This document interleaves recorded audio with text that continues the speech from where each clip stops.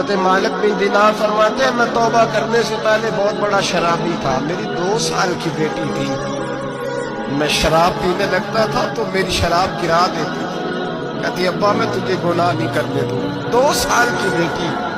فرماتے میری بد نصیبی دیکھو میری بیٹی فوت ہو گئی۔ ایک رات میں خواب دیکھتا ہوں کہ دوزخ جنت کے فیصلے ہو رہے ہیں، قیامت قائم ہو گئی ہے، میرے لیے دوزخ کا حکم آ گیا، میرے پیچھے ایک بڑا سا اژدہا، بڑا سا سانپ بھاگنے لگا۔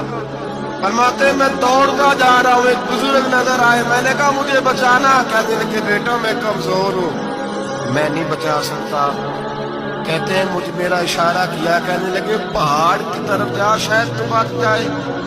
کہتے میں پہاڑ کی طرف جا رہا تھا تو وہاں سے بیٹی آ رہی تھی، میری بیٹی دوڑتی آئی، میری گود میں بیٹھی اور ہنستے سے کہنے لگی دفع ہو جا، تو میرے ابو کو نہیں جلا سکتا۔ کہتے ہیں وہ 2 سال کی بیٹی کی آواز سن کے بوزدہ بھاگ گیا، میری گود میں بیٹھ خواب دیکھ رہا، میری داڑھی سے کھیلنے لگی، کہنے لگی ابا میں تجھے منع کرتی ہوں نا شراب نہ پیا کر، شراب۔ تو میں نے کہا بیٹے یہ کیا ہے سارا کچھ کا؟ ابا جی یہ تیرے برے عمل ہے جو اژدہا بن۔ تو بزرگ کون تھے؟ کہنے لگے بیٹے ابا جی وہ آپ کا نیک عمل ہے پر وہ کمزور بڑا تھا، آپ کو بچا نہیں سکا۔ ابا جی بس کر دے بس کر دے، اب آپ برے کام نہ کریں، آپ توبہ کر لیں، جو پچھلے گناہ ہو گئے میں اللہ کی بارگاہ میں سفارش کروں گی، رب آپ کے معاف کر دے گا۔ مالک بن دینار فرماتے میری آنکھ کھلی تو میں پکی توبہ کر دی۔